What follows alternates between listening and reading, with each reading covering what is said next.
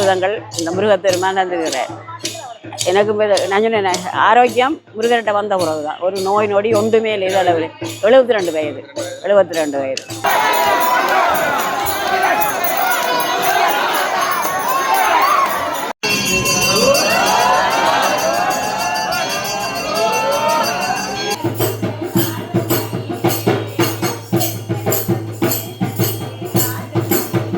முருகனுடைய படைப்பு அந்த வேலையே நாங்கள் கொண்டு போகிறோம் என்றால் சாதாரணமான யாத்திரை இல்லை, வரலாறு சிறப்புமிக்க யாத்திரை. இதிகாசனம் படி அந்த அப்படி ஒரு யாத்திரை 58 நாள் 850 கிலோமீட்டர், 7 மாவட்டம், 3 மாகாணங்கள், 108 தலங்களையும் தாண்டி எங்களோட அடியார்கள் ஒவ்வொரு அடியும் எடுத்து வைக்க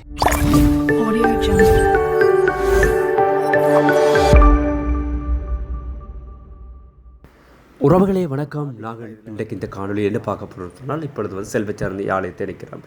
கதிர்காம திருவிழா முன்னிட்டு செல்வச்சன்னதியிலிருந்து பாத யாத்திரை இன்றைய தினம் ஆரம்பிக்கப்பட இருக்கின்றது.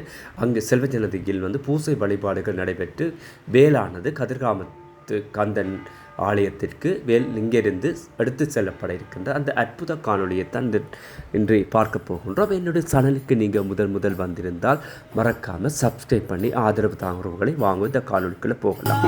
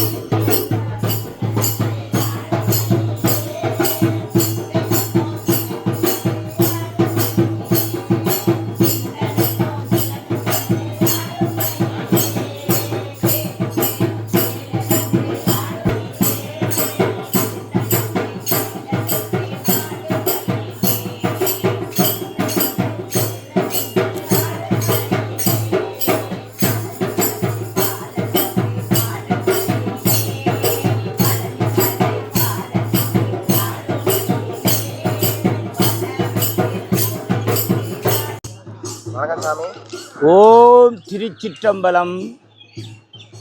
என் நானுடைய சிவனே போற்றி, என் நாட்டவருக்கும் இறைவா போற்றி.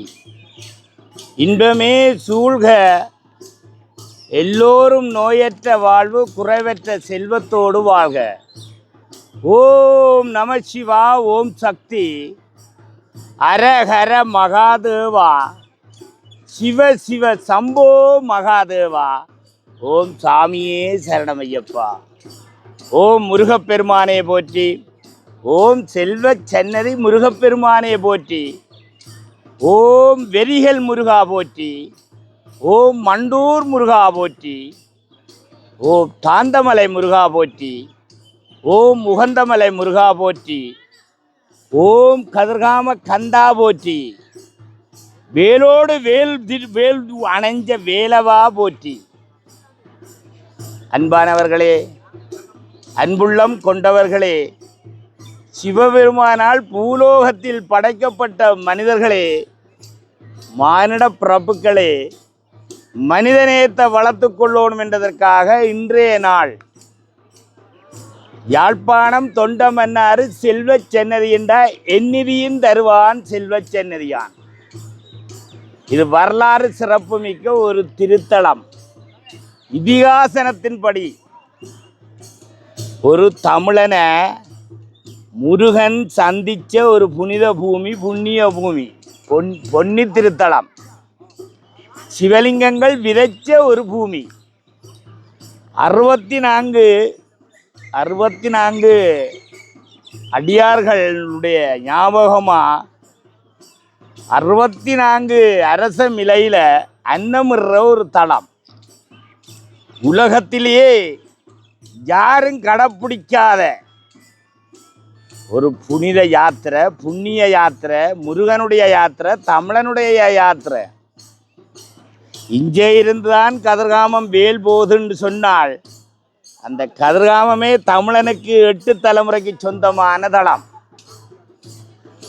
செல்ல சென்னதியிலிருந்து வேல் போய்த்தான் கதிர்காமத்தில் கொடியேற்ற நிகழ்வை நடத்தி இந்த உலகமே பார்க்கக்கூடிய அளவுக்கு இந்த புனித தலத்திலிருந்து நான் இந்த அடியார்கள் முருக பக்தர்களும் சிவன் அடியார்களும் இந்த கிரிவலம் போகிறார்கள் என்றால் அது முதல் படைப்பே தமிழனுடைய படைப்பு.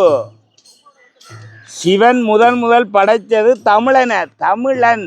இந்த எங்களுடைய நாக்கு உள்நாக்கமுற்ற ஒரு இனம். வேல் வடிவத்தில் தான் அனைவரும் கருவில் உருவாகிறார்கள். எந்த நாட்டவர்களாக இருந்தன, எந்த இனத்தவர்களாக இருந்தன, எந்த மதத்தவர்களாக இருந்தன, கருவறை என்று சொல்கிற அந்த கருவறையில் உருவாகிறது தமிழனுடைய முருகனுடைய படைப்பு. அந்த வேலையே நாங்கள் கொண்டு போகிறோம் என்றால் சாதாரணமான யாத்திரை இல்லை, வரலாறு சிறப்புமிக்க யாத்திரை. இதிகாசனம் படி அந்த அப்படி ஒரு யாத்திரை 58 நாள் 850 கிலோமீட்டர், 7 மாவட்டம், 3 மாகாணங்கள், 108 தலங்களையும் தாண்டி எங்களோட அடியார்கள் ஒவ்வொரு அடியும் எடுத்து வைக்க ஞானம் பெருகுது. கூர்மையான அறிவு, பரந்த மனம், ஆழ்ந்த சிந்தனை, அதான் வேல். அதனால அனைவரும் ஞானம் பெற வேணும்னு தான் இந்த யாத்திரை. எவருமே இன்பமே சூழ்க எல்லோரும் வாழ்க என்று வாழ்த்துற மதம் தமிழருடைய சைவ மதம், முதல் மதம். இன்றைய நாள் இந்த ஆலயத்தில் எத்தனையோ பழைய மூதார்கள் வழி நடத்தின ஒரு யாத்திரை.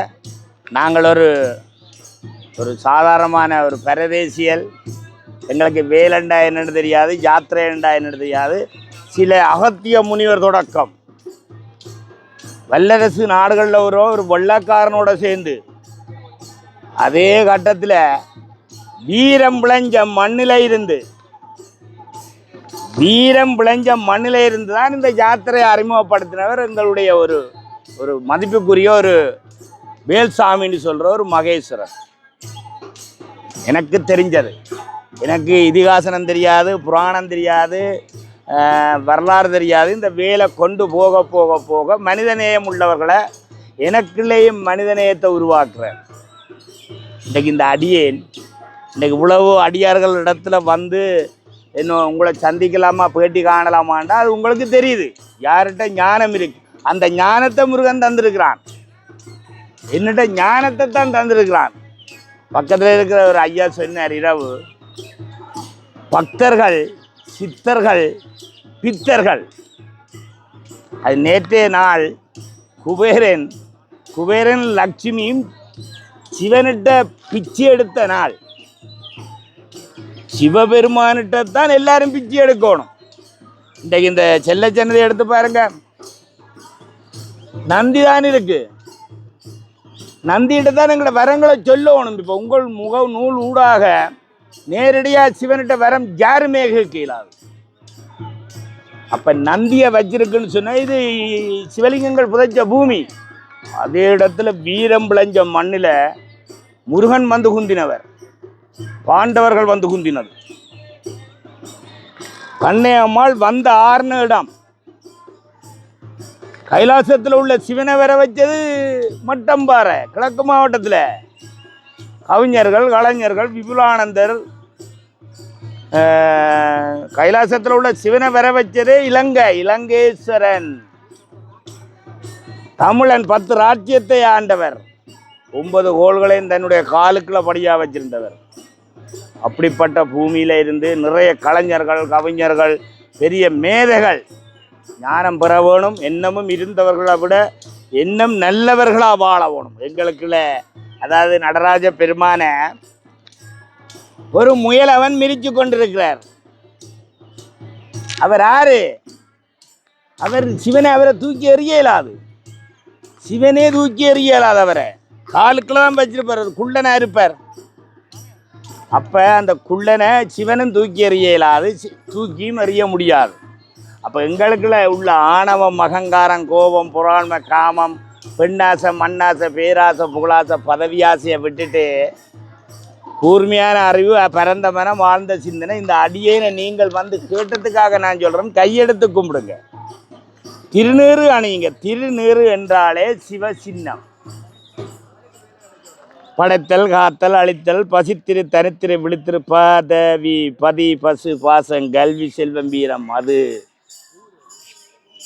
அதனால் திருநீறு அணியுங்கள். திருநீறு அணிஞ்சுங்கன்றால் உங்களுடைய நெற்றி கண்ணில் உள்ள கண் மினுக்கப்படுது, மூக்கில் உள்ள நரம்பு மினுக்கப்படுது, வாயில் உள்ள நரம்பு மினுக்கப்படுது, காதில் உள்ள நரம்பு. திருநீறு திருநீறு என்றால் பசு மாட்டின் சாணகம். அதை மண்படாத சாணகம் எடுத்து பசு மாட்டினுடைய கால்படாத சாணகத்தை எடுத்து வில்வ மிலியோடு எரித்து திருநீறு அணிகிறதுக்கு இந்த அடியேனுக்கு அந்த பாக்கியம் கிடைச்சிருக்கு. உருத்ராஜாவும் திருநீறு அணிகிற திருநீட்டு சித்தர். தவத்திரு நாவண்ணா கானா சீனா கணபதி கதிரவேல் சைவ சமய சிவனடியேன் திருநீட்டு சித்தர். வேல் ஒதுங்கின வேலனையில இருந்து வேல் கொண்டு போகிற பாக்கியம் கிடைச்சிருக்கு. ஓம் நம சிவாய. நன்றி. திருச்சிட்டம்பலம். முன்னோர்கள் செய்த பாத யாத்திரை தான் இது.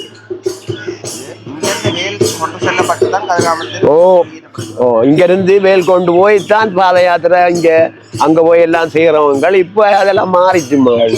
அங்க என்னடா இங்கிருந்து வேல் போகுது தானே, இங்கிருந்து வேல் போகுது, வருஷம் வேல் போய் கொண்டிருக்கு. அந்த குறிப்பிட்ட அந்த நாள்ல வேல் இங்கிருந்து அனுப்புறாங்க. அங்க வேல் போறதை நான் கண்டிருக்கிறேன். 2013ஆம் ஆண்டு தான் நினைக்கிறேன். அதில் நாங்கள் அந்த திருக்கோயில் மாணிக்கப்பிள்ளையா கோயிலில் இருக்கிற நேரம் அந்த வேல் போய் கொண்டிருந்த மிஸ்டர் வந்தவர். அவர் எங்களோட கடைசியாக அதே வருஷம்தான் வந்தவர். ஒரு வருஷம்தான் வந்தவர். அந்த வருஷம் நாங்கள் கண்டோம். நாங்கள் வேல் போனதான் கண்டோம். அப்படி இந்த திருவிழா இன்னைக்கு வேல் கொண்டு போகிறோம். போய் 8வது நாள் அங்கே சேருவீங்க. இந்த முறை அவங்கள அநேகமாக 55 நாள் நடக்க வேணும். ஏன்னு சொன்னால் ஒரு மாதம் நீடிச்சதால அப்படி செஞ்சிருக்காங்க. 48 நாள் 50 நாள் தேவை. இங்கிருந்து அவரங்கால் போவாங்க. இங்கே ஐயா மோனையாட்ட போயிட்டு அவரங்கால், மற்றது புத்தூர் என்று தானே, அதுக்குள்ளே போய் கருகபீஸ்வரர் ஆலயத்துக்கு போவாங்க. அங்கேருந்து சப்தகன்னி ஆலயம், மற்றது பண்டித்தளச்சியம்மன் கோயில், அப்படி வந்து இந்த இதுக்கு வருவாங்க. சாவச்சேரி சந்திக்கு வருவாங்க. சாவச்சேரிக்கு வந்து இந்த இதில் ராமாவில் முருகன் கோயில், அதுலேருந்து அப்படியே தொடர்ந்து வந்து கொண்டு இருப்பாங்க. என்னவா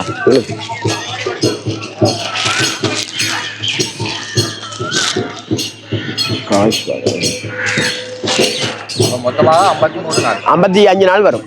இந்த முறை 55 நாள் வரும். ஏன்னா இதில் ஒரு 30 நாள் வருது, 31.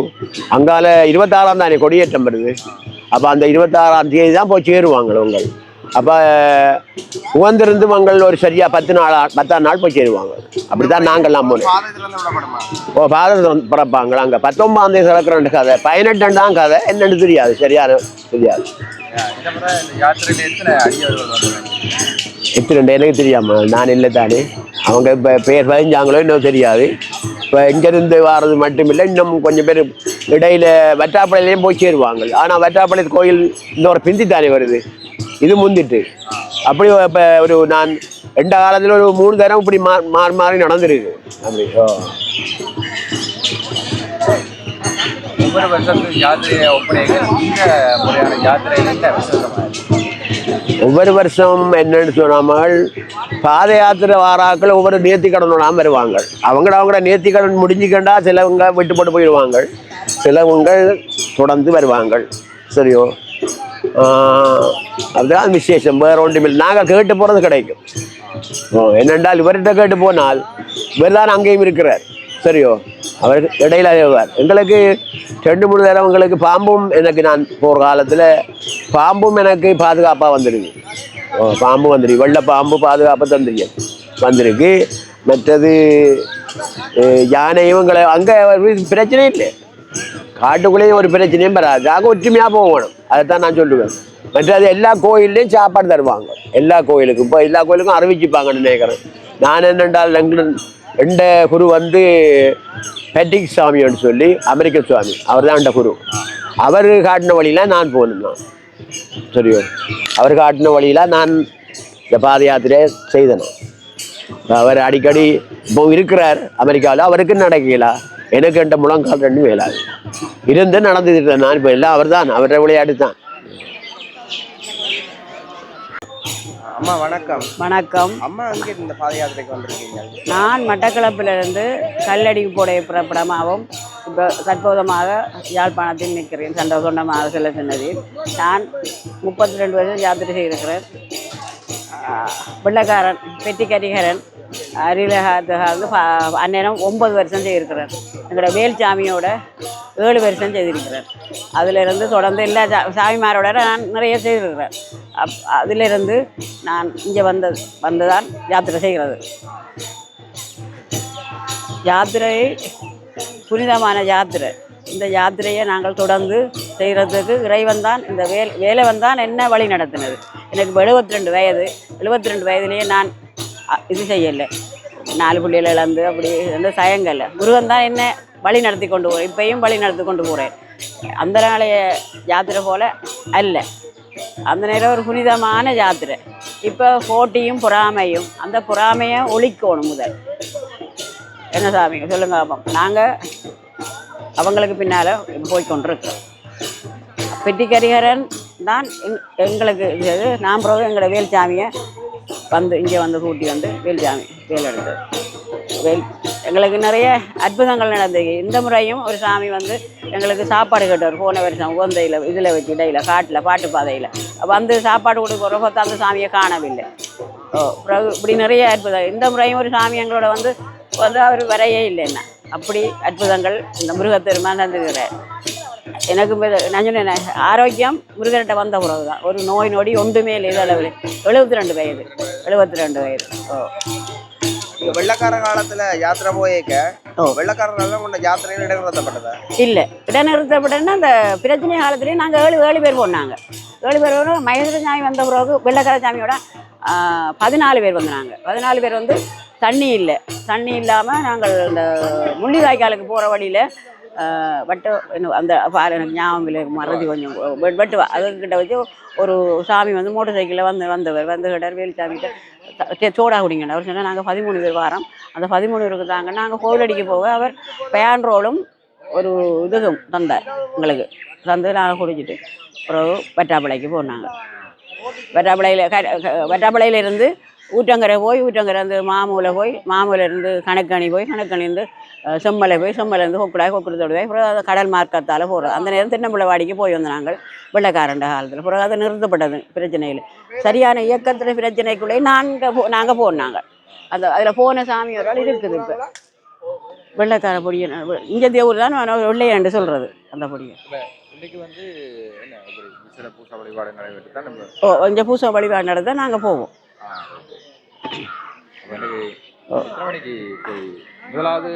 முதலாவது போய் நாங்கள் ஆபரங்கால் நிற்கிறோம்.